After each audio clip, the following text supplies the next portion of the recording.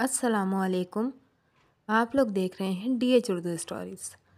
आप सबसे गुजारिश है, अगर आप लोग मेरे चैनल पे नए हैं तो प्लीज़ मेरे चैनल को लाइक शेयर एंड सब्सक्राइब करें और साथ ही दिए गए बेल आइकन के बटन को प्रेस कर दें ताकि मेरी हर नई आने वाली वीडियो आप तक पहुंच सके। उम्मीद करती हूं कि आज की ये कहानी आपको पसंद आएगी। रात की स्याही अपने पर फैलाए रास्ते को ढांपे हुए थी। ऐसा घटा टॉप अंधेरा के हाथ को हाथ सुझाई न दे रहा था और वहशत इस वक्त सड़क को वीरान किए सीना ताने खड़ी थी। ऐसे में एक मिनी वैन अंधेरे को चीरती हुई बहुत तेज़ रफ्तारी से गुजर गई। इन दोनों को ये बात नागवार गुजरी। देखा तुमने, अब इंसानों की ये हिम्मत है कि वह हमसे आंख बचाकर भागे। तुम गुस्सा मत किया करो, हर बात को तुम अपने दिमाग पर इस कदर हावी कर लेती हो कि तुम मुझे डायन सी लगती हो। अजनाश की लाल आंखों में शरारत सी थी। तुम भी बस मेरे हर कदम को रोक देते हो।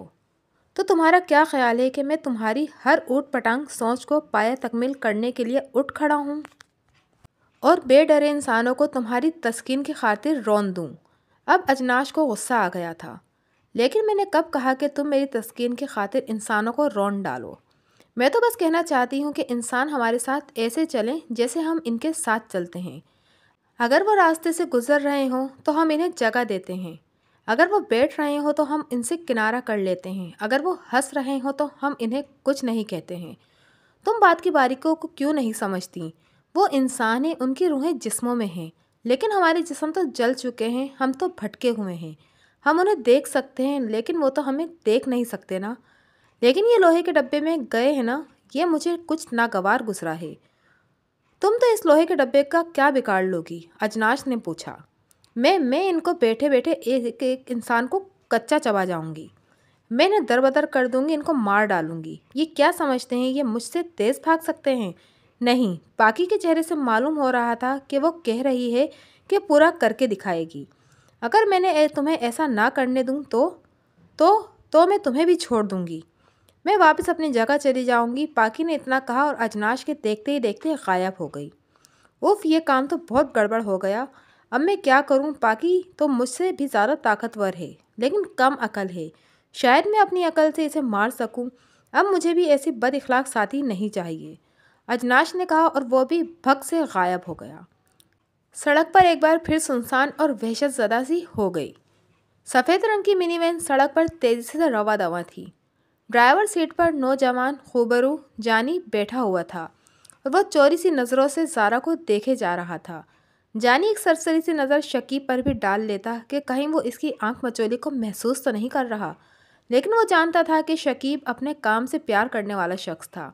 उसे ज़ारा से मतलब ज़रूर था, लेकिन देखने की हद तक। वो शायद इसे दिल ही दिल में अच्छा और शायद अपना महसूस करता था। वैसे अब ज़ारा और शकीब के दरमियान थोड़ी सी नाराज़गी भी चल रही थी। जानी इस नाराज़गी का फ़ायदा उठाना चाहता था। बेटा ज़ारा, ज़रा देखो तो, क्या पुरस्रार सा मंजर है। आप इसके मौलिक की क्या राय रखती हो? फैसल शाह ने शायद जानी की हरकत महसूस कर ली थी। सर, मंजर तो वाकई पुरस्रार है। मुझे तो मज़ा आ रहा है, ज़ारा ने शौक़ी से कहा। अच्छा, वैसे ये मंजर मज़ा देने वाला तो नहीं, डॉक्टर राशिद ने कहा तो सबके बेख्तियार कह के निकल गए। सब अंदर की बात को समझ गए थे। डॉक्टर साहब, आप हमेशा ड्रॉप सीन कर देते हैं। मैं जो भी बात करती हूँ आप हमेशा उसका उलट मतलब निकाल कर सबको हंसा देते हैं, ज़ारा ने जज होते हुए कहा।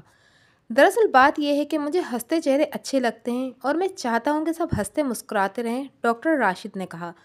वैसे ज़िंदगी का भी ये अजीब फ़लसफ़ा है, कभी कोई रूप दिखाती है तो कभी कोई। हम में से अक्सर लोग यही शिकायत करते हैं कि मेरी ज़िंदगी तो बेकार है। मुझे समझ नहीं आता कि ज़िंदगी को वो बेकार कैसे समझते हैं। ये ज़िंदगी है तो सब कुछ देती है, सब कुछ लेती है। अगर ज़िंदगी में नशीब व फराज ना हो तो ज़िंदगी वाकई बेकार हो जाती है। लेकिन असल से तो ये सब कुछ चल रहा है। ज़रा सोचो, अगर हमारी ज़िंदगी में हंसी निकल जाए तो क्या बचेगा पीछे? यकीनन कुछ नहीं। सर्द चेहरे, बेरब्त ज़िंदगी, बेचैनी, हर एक दूसरे से लड़ता झगड़ता नज़र आएगा। यही मेरा फ़लसफ़ा है। डॉक्टर राशिद ने अपना फ़लसफ़ा सुनाया तो सब बेख्तियार तालियां बजाने लगे।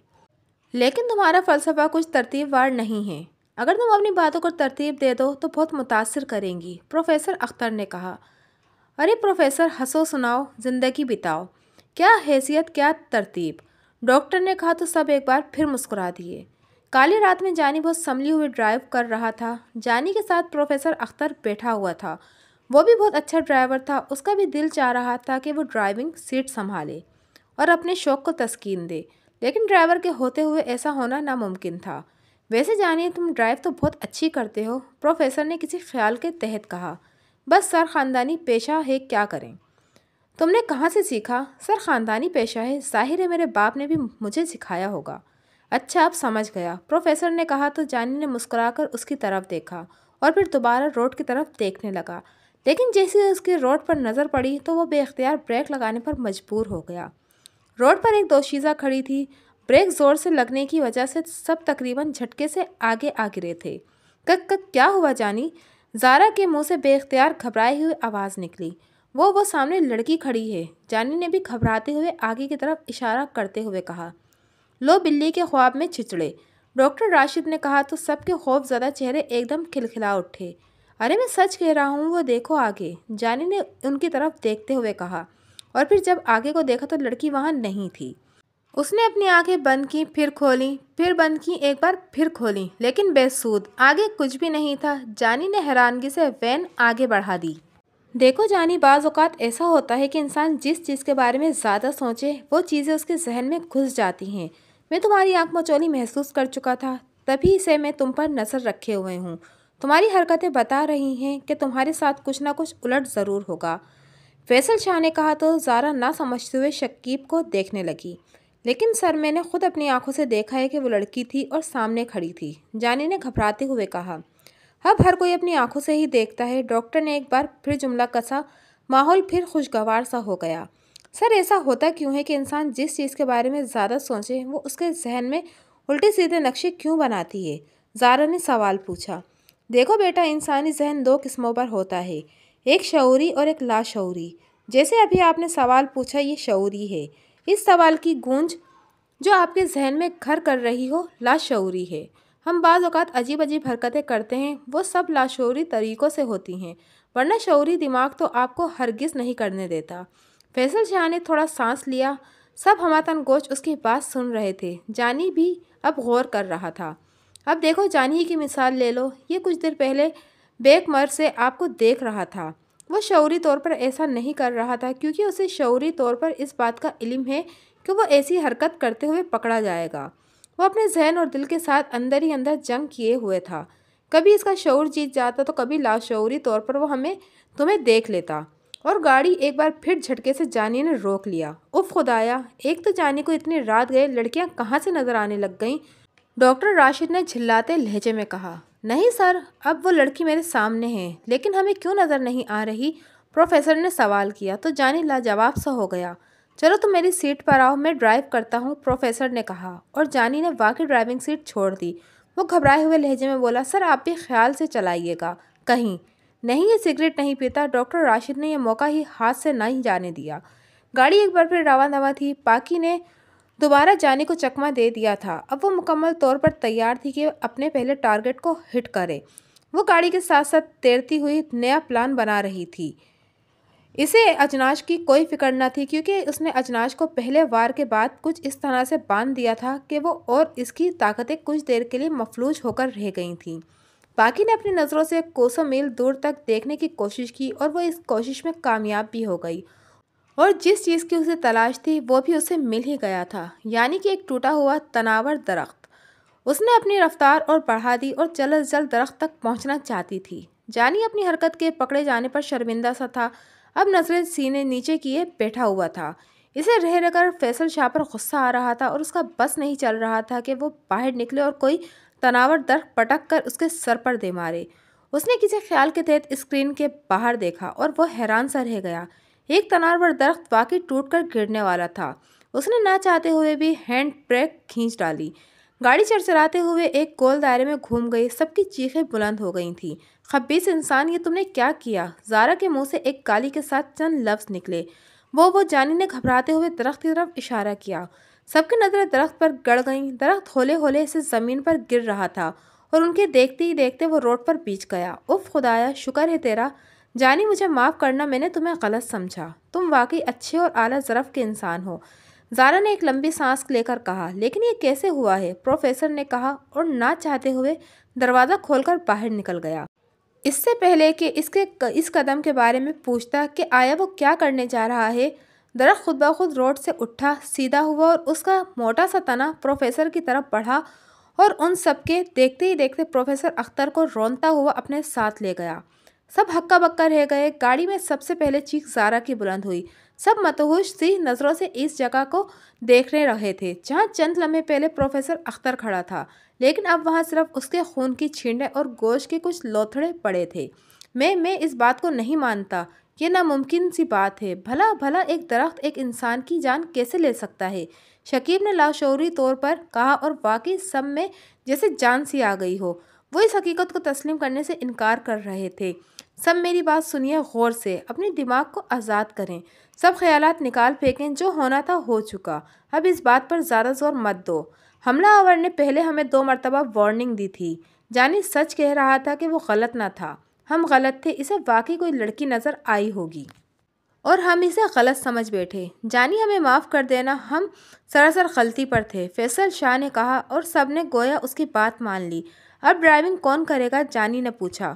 تم اور کون؟ جی نہیں، میں اس واقعے کے بعد بہت گھبرا گیا ہوں، اب مجھ سے ایسا نہیں ہوگا۔ چلو میں کرتا ہوں، شکیب نے کہا اور ڈرتے ڈرتے گاڑی سے باہر نکلا کہ شاید پھر کوئی درخت اس پر حملہ نہ کر بیٹھے۔ ذرا خیال سے چلانا شکیب، زارا نے کہا تو جانی نے مایوسانہ نظروں سے شکیب پر ایک نظر ڈالی۔ اپنے دل سے یہ خیال نکال دو، یہ تمہارے بس کا روگ نہیں، فیصل شاہ نے جانی کو آہستگی سے کہا۔ امید پر دنیا قائم ہے، ڈاکٹر راشد نے خوبصورت جملہ کسا تو کھنچا ہوا ماحول اچانک خوشگوار ہو گیا۔ اجناش کا چہرہ غیظ و غضب سے بہت بھیانک لگ رہا تھا، لیکن اس کے سامنے کھڑی باقی کے چہرے پر شدید مسکراہٹ رینگ رہی تھی۔ دیکھا، تم کچھ بھی نہیں کر سکتے، کیونکہ آج کی رات میں تم آزاد ہونا تو دور کی بات، تم اس بات کا تصور بھی نہیں کر سکتے۔ دیکھو باقی، تم غلط کر رہی ہو، تم معصوم لوگوں کو تنگ کر کے بہت برا کر رہی ہو۔ اب بھی کچھ نہیں بگڑا، اب بھی باز آ جاؤ، اجناش نے کہا تو باقی کہکا بلند ہو گیا۔ تم باز آنے کی بات کر رہے ہو، یہ آج کی رات تو نہیں ہو سکتا، باقی نے کہا اور ایک دم غائب ہو گئی۔ اجناش بے بسی سے چھت کو گھورتا رہ گیا۔ وہ اس بات کا تصور بھی نہیں کر سکتا تھا کہ باقی اس کو ایسا چکمہ دے دے گی اور اس کی ساری طاقتیں مفلوج ہو کر رہ جائیں گی، وہ ایک عام سے انسان کی طرح ہو کر رہ جائے گا۔ پروفیسر اختر کی موت سے سب سہم گئے تھے۔ شکیب بھی ڈرائیونگ بہت اچھی کر لیتا تھا، وہ بہت محتاط انداز میں اسٹیئرنگ سنبھالے ہوئے تھا۔ سب کی نظریں سامنے ویران روڈ پر گاڑی کی لائٹوں کے ساتھ ساتھ گردش کر رہی تھیں۔ وہ شاید پھر ناگہانی آفت کے منتظر تھے یا پھر اس آنے والی آفت کے لیے مکمل تیار تھے۔ ارے سب کے سب چپ کیوں بیٹھے ہو؟ کوئی ہلہ گلہ کرو یار، کچھ کرنا چاہیے۔ جانی تم بتاؤ کیا کریں؟ ڈاکٹر راشد نے ماحول کے سناٹے کو ختم کرتے ہوئے بآواز بلند کہا۔ چھوڑیے سر، بس اب تو اللہ اللہ کیجیے، نہ جانے کون سی آفت ہمارے سروں پر منڈلا رہی ہے۔ ارے تم مایوس ہو گئے؟ یار ایسا نہیں کرتے، ذہن پر ان چیزوں کو حاوی نہیں کرتے جن کا وجود اس دنیا میں ہے تو صحیح، لیکن وہاں سے جہاں انسانی قدم نہ ہو۔ ہمیشہ مثبت سوچو، بس یہ خیال کرو کہ اگر تم ان چیزوں کو کوئی نقصان نہیں پہنچاؤ گے تو وہ بھی تمہیں کوئی نقصان نہیں پہنچائیں گی، فیصل شاہ نے کہا، لیکن جانی مطمئن نہ تھا۔ لیکن سر، میں اس بات کو تسلیم کیسے کر لوں؟ کیونکہ پروفیسر اختر نے تو بظاہر ان چیزوں کو کوئی نقصان نہیں پہنچایا، پھر آخر ان کے ساتھ یہ سب کیوں ہو گیا؟ اگر اس سیٹ پر میں ہوتا تو یقیناً آپ میری جگہ پروفیسر یہاں ہوتا اور میں خون میں لت پت روڈ پر کہیں دور پڑا ہوتا، جانی نے سرد لہجے میں کہا تو زارا کو کپکپی چڑھ گئی۔ جانی خوف خدا کرو، ایسی باتیں مت کرو جن سے کفر کی بو آتی ہو، زارا نے کہا۔ لیکن موت تو برحق ہے، یوں لگتا تھا جیسے وہ ایک عام سا نوجوان ڈرائیور نہ ہو بلکہ ایک سلجھا ہوا اور ذہنی طور پر تیار کیا ہوا شخص ہو۔ زارا ایسے کسی شخص کو جج نہیں کرتے، یہ انسانی فطرت ہے کہ وہ موت کو اس طرح تسلیم کرتا ہے جیسے کوئی بھیانک سپنا۔ لوگوں کے ذہنوں کو پڑھنے کی کوشش کیا کرو، جذباتیات میں اول فول مت بولا کرو، اپنے جذبات کو قابو میں رکھو، فیصل نے ایک ماہر نفسیات ہونے کے ناطے اپنے شاگرد کو ڈانٹا۔ سوری سر، کوئی بات نہیں، اتنا کہہ کر وہ جانی کی طرف مڑا۔ ہاں جانی، موت برحق تو ہے، لیکن تم اس کا تصور غلط لے رہے ہو۔ کیا خبر تمہاری موت کسی مقدس جگہ پر ہو، کیا خبر تم شہادت نوش فرماؤ، لازمی تھوڑی کہ ہر انسان بھیانک موت کا مزہ چکھے۔ اور فیصل شاہ اتنا ہی کہہ پایا تھا کہ گاڑی ایک طرف پھر رک گئی۔ شکیب کا ہاتھ اب ہینڈ بریک پر تھا، کسی کو کچھ پوچھنے کی زحمت ہی نہ پڑی، کیونکہ روڈ پر سامنے گاڑی کی لائٹوں میں ایک نوجوان لڑکی کو ایک शख्स बुरी तरह मार रहा था। अरे ये पागल क्या कर रहा है, इसे रोकना चाहिए, शकीब ने जज्बाती होते हुए कहा और उसने फौरन दरवाज़ा खोल लिया तो जानी ने उसके कंधों पर हाथ रखकर रोका। सर, बेहतर है कि आप ना जाएं, शायद ये भी कोई नज़र का धोखा हो। नई इंसानियत पे जुल्म होता मैं नहीं देख सकता, शकीब ने कहा और दरवाजे से बाहर कदम रख दिया। शकीब प्लीज़ मत जाओ, कहीं ज़ारा ने रोकना चाहा। अरे पगली, कुछ नहीं होता, ये सब तुम्हारा वहम है। मैं यूं गया और यूं आया, बस इनका मसला हल करवा दूं। इतना कह के शकीब बाहर गया, दरवाज़ा बंद किया और सीधा उनकी तरफ चल दिया।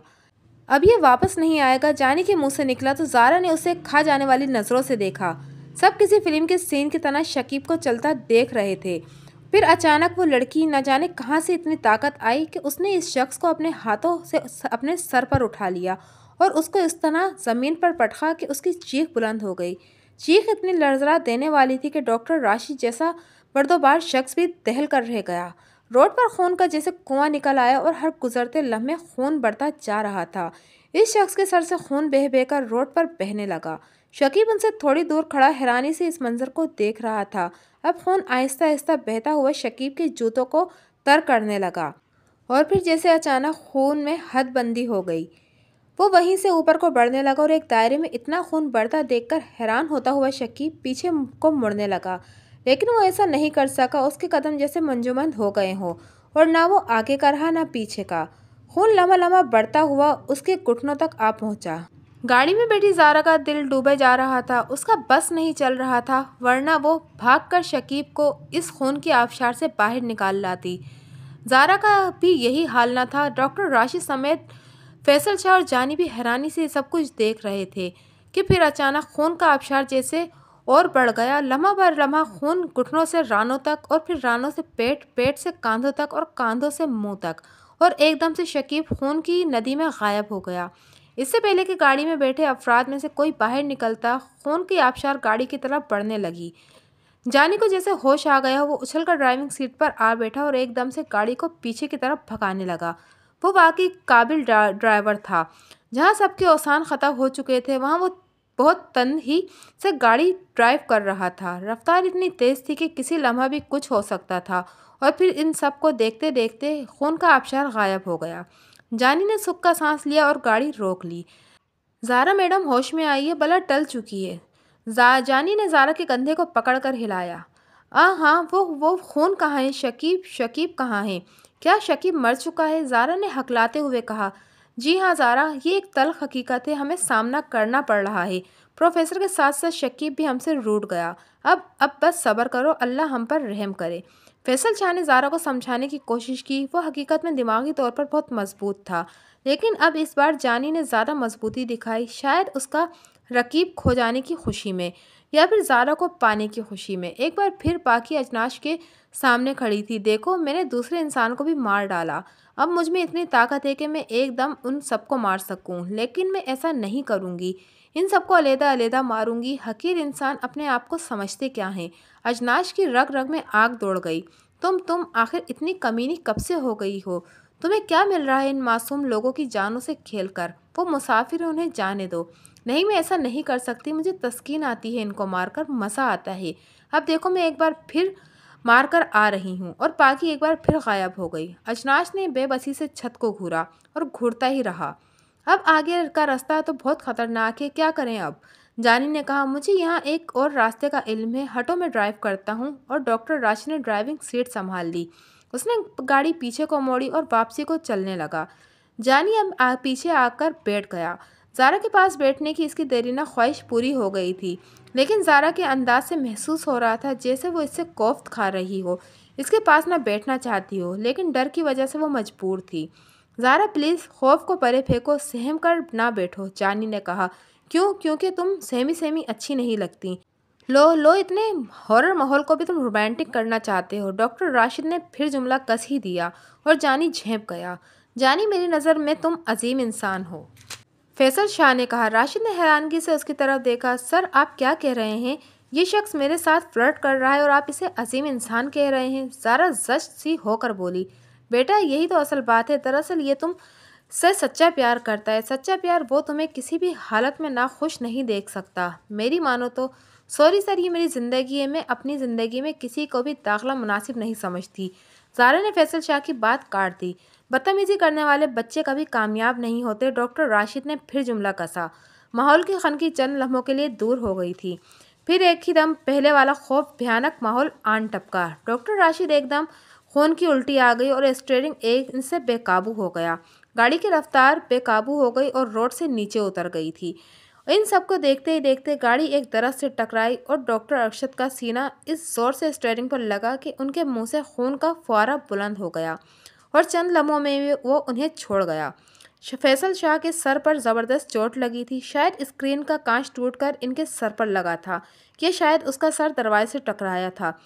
जानी ने बहुत ज़ोर से ज़ारा को दबोचा हुआ था ताकि इसे कोई चोट न लगे, और हुआ भी ऐसे। सिर्फ ज़ारा ज़ख्मी न थी, जानी को भी मामूली खराशें लगी थीं। जानी, तुम ज़ारा की हिफाजत करना, फैसल शाह ने इतना कहा और इसका सर ढलक गया।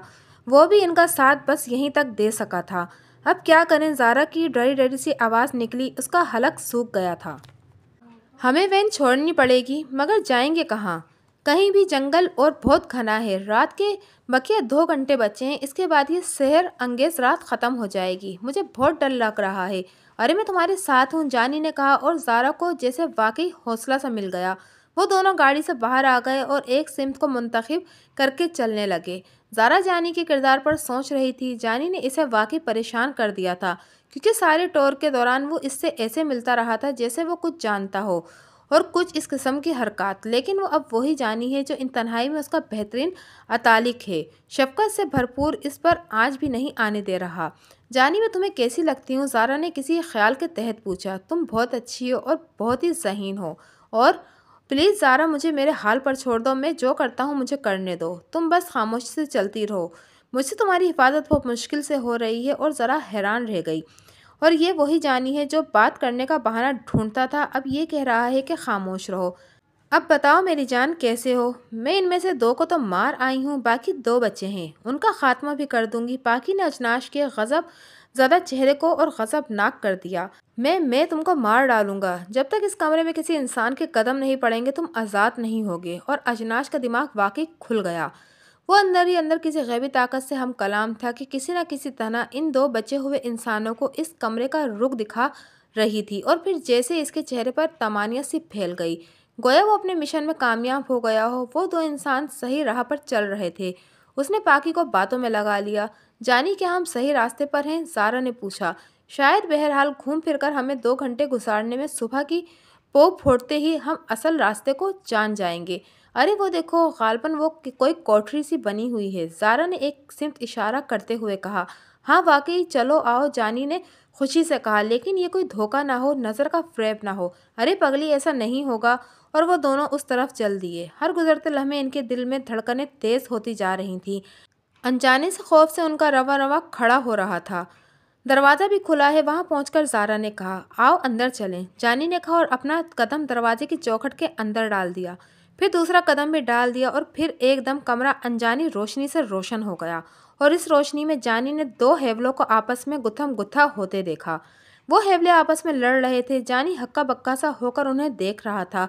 ज़ारा भी ये खौफनाक मंजर देख रही थी। दोनों तरफ से आग निकल निकल कर एक दूसरे पर पड़ रही थी। और फिर बिलाखिर एक हेवला ज़मीन बोस हो गया और दूसरा हेवला उनकी तरफ बढ़ने लगा। ज़ारा के मुंह से दिल खराश चीख निकल गई। वो पीछे को भागना चाहती थी, लेकिन जानी ने उसकी कलाई इस मजबूती से थामी हुई थी कि वो हिल न सकी।